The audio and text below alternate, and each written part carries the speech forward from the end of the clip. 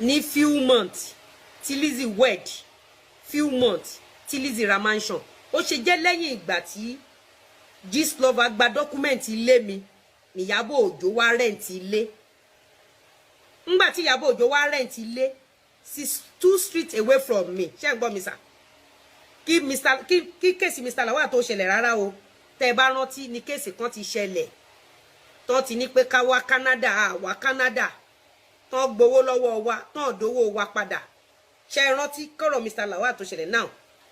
Kí ni ẹnu òṣó ń ṣe nínú ilé Ìyábọ̀ Alice Òjó?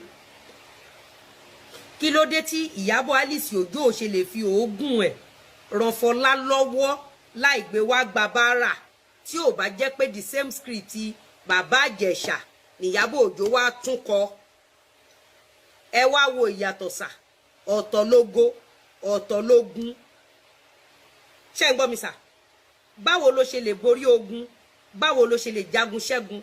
Òun náà ni wípé stand up on your feet pẹ̀lú èpè àti àyájọ́. Tó bá jẹ́ pé bí mo ṣe dúró fún Mr. Lawal Ìjẹ̀ṣà rẹ̀ èèyàn dúró fún, Ìjẹ̀ṣà ò ní dèrò ẹ̀wọ̀n. Now sir, ẹnu ṣó wá rìkọ́ọ̀dù Mr. Lawal àbí sà? Gbogbo ìgbà tó ń play voice Mr. Lawal yẹn, ǹjẹ́ yín lè mọ̀ pé inú ilé Ìyábọ̀ Òjó ni Fọlá ń gbé?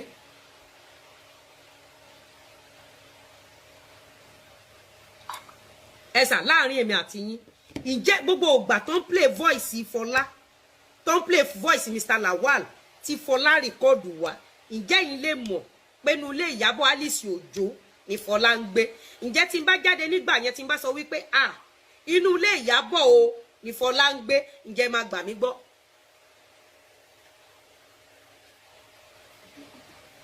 Ẹ sà, now ẹ jẹ́ ká wá gbé yẹn tì sẹ́gbẹ́ kan. Ìyábọ̀ Òjó wá ní nǹkan kan. Ẹni kí ni Ìyábọ̀ Òjó ní? Bákan méjì ni. Is either kó end up as Ìjẹ̀ṣà or kó end up as Mohbad or kó di Lizzy Anjorin. Bákan mẹ́ta ni, option mẹ́ta tó wà lẹ́nu yẹn. Ṣé ń gbọ́ mi sà? Is either kó ẹsẹ̀ máa gbọ́. Is either kó bẹ̀bẹ̀ kó lo ẹ̀wọ̀n. Is either kó wà paranoid kó kú.